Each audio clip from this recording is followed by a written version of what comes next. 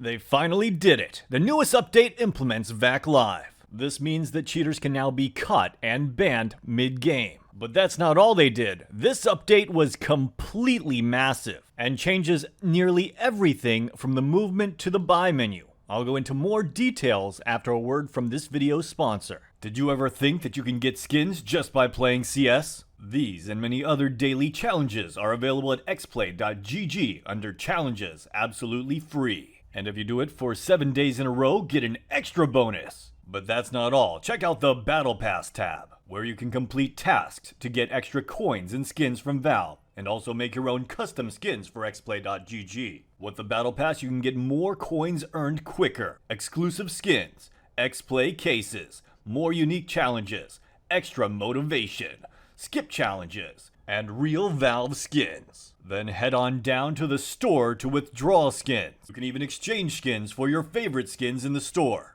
And if that's not enough for you and you still want to get skins faster, get Premium. With Premium, you can get a guaranteed drop of any kind from the store and a system of drop skins for playing on our servers. You can also get 1.5 times more coins for completing challenges. Follow the link in the description below to receive 500 free coins. To do this, simply perform any 3 challenges. That's xplay.gg. And with that, let's talk about the newest update for CS2. Now, the new menu is pretty interesting, and that is because it allows you to choose 5 different weapons for 3 different categories. Now, the first thing people are going to notice is that they've completely reworked the buy menu. You have pistols, but you're still only allowed to have 1 starting pistol. Still though, this new system allows you to equip both a Deagle and an R8, or the Tech 9 and the CZ. Really any 5 pistols you want, as long as it's not a starting pistol. Then you got your rifle spot on the right hand side. That allows you to equip any rifles you want. Here you can see I have both the M4A1S and the M4A4. Now what does suck about this is that means you're gonna have to leave 2 rifles out.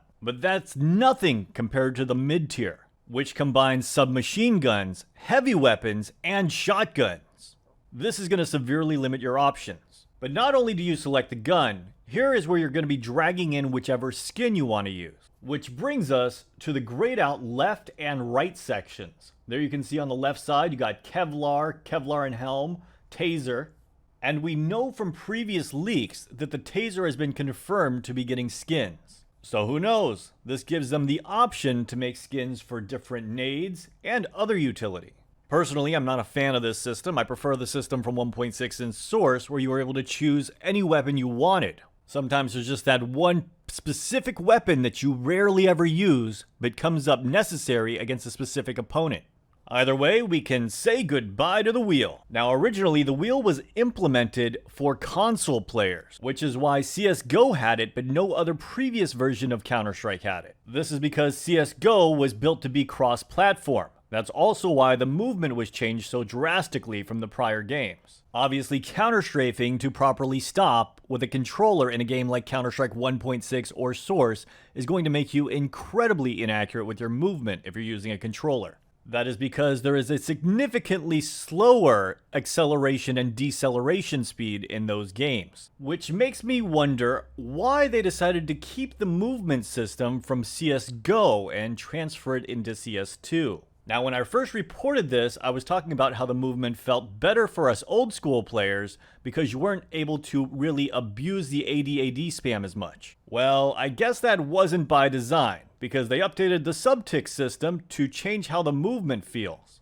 And the AD/AD spam fest seems to be back. I still don't think it's quite as bad as it is in CSGO. I still think that the acceleration and deceleration are just slightly slower, but it is definitely more like CSGO than it was before. Basically, it went from everyone feeling like they had to precisely peek to everyone looking like they're drunk, jiggling around like crazy, running into walls and shit.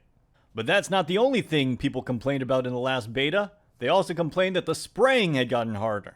Again, another change I loved seeing because it made it so that you had to go for those one taps or burst fires. And it turns out that wasn't intentional either. Now spraying is just as easy as it is in CSGO, if not a little bit easier. It feels really easy. Yeah, pretty much everything I praised about it before has now been removed from the game. And on top of that, now I'm forced to play Mirage, which I absolutely hate. We all have that one map we hate more than any other map, and this is it for me. Alright, so we covered the weapons, the buy menu, and the subtick system updates. Let's move on to volumetric smokes.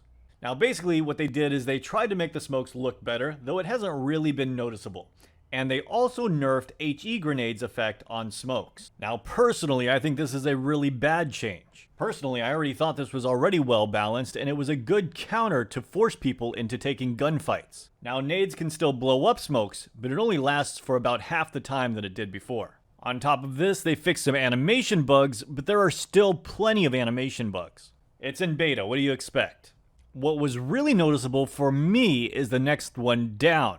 Now you should get proper audio feedback when you make footsteps. And if you're one of those weirdos that plays CSGO windowed, this should be good news for you because they've optimized it. Here's another big change. Now in the previous beta, you weren't allowed to bind multiple things to one key. Another feature I loved about CS2 that turned out to be a bug. Well, at least people can't use these for jumping, which means we should have less b-hop scripts. And then last, but certainly not least, VAC Live is finally up and running. And it sounds like it works exactly how we thought it would from the leak. If someone gets banned for cheating, the match will not affect any participants' skill groups, and players that were not lobbied with the VAC banned players will earn XP for the match. You know what that means? We're all gonna be global! On top of that, the buy menu does seem to have a pretty big bug. It looks like you can buy Kevlar and helmet for only $350 if you buy the Kevlar first, upgrade to a helmet, refund the Kevlar and helmet, then refund the Kevlar again. This gives you all your money back, but lets you keep the Kevlar.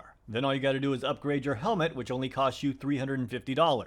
Alright guys, well that's pretty much it for this update. Definitely not my favorite version of CS2, but we'll see what they change in the future. And Valve, you know you can actually add more than just one map at a time. Anyways guys, I hope you guys enjoyed this video. Let me know your thoughts in the comments down below, and as always, have a great day.